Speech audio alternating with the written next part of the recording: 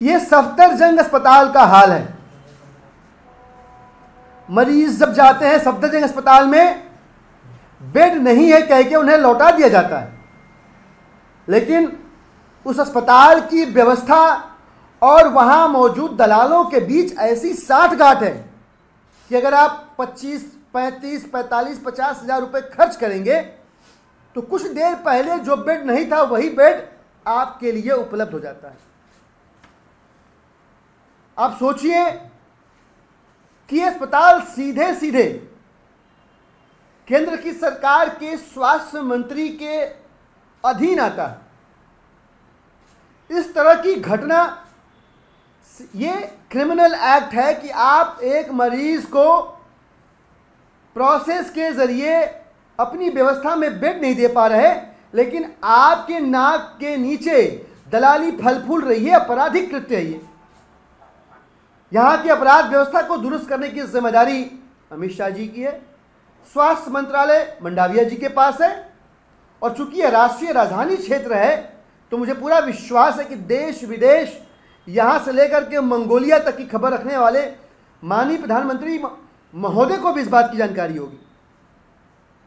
मेरा सीधा सा सवाल है कि आपके अधीन आने वाले जो अस्पताल मरीजों को बेड नहीं दे पा रहे हैं और दलाल पैसे से बेड दिलवा रहे हैं, इस तरह के भ्रष्टाचार के ऊपर जहां आपके अस्पताल का प्रशासन भी लिप्त है, आप चुप क्यों हैं?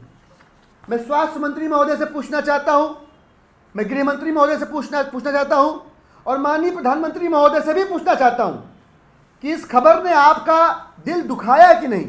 ये एक खबर नहीं है, ऐसी और भी कई सारी खबरें हैं। अभी मैं आपको बताऊं, कल परसों की घटना है। 14 साल की एक बच्ची एम्स और सफदरजंग में धक्के खाती रही, लेकिन उसको बेड नहीं मिला, इलाज नहीं मिला।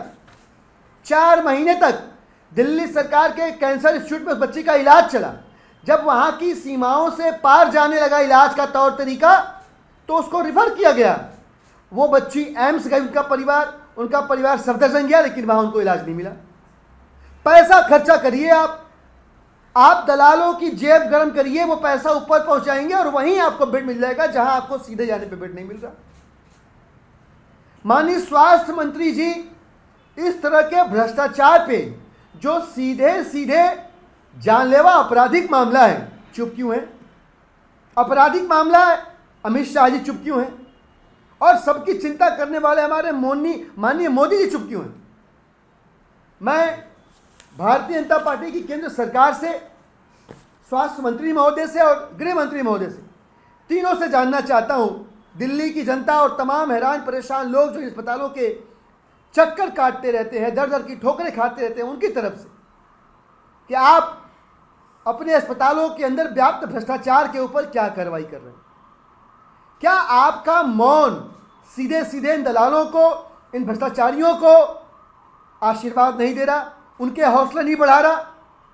और अगर ऐसा नहीं कर रहे हैं तो दिल्ली की जनता, देश की जनता जानना चाहती है कि आप इनके ऊपर ऐसी कौन सी कार्रवाई कर रहे हैं कि जिससे आने वाले समय में इन अस्पतालों में जो लोग जाएं, मरीज जाएं, उनके तीमारदार जाएं, तो आश्वस्त हों कि नहीं, यहाँ उनको बिना दलाली की रकम खर्च किए इलाज मिलेगा, बेड मिलेगा, बिस्तर मिलेगा।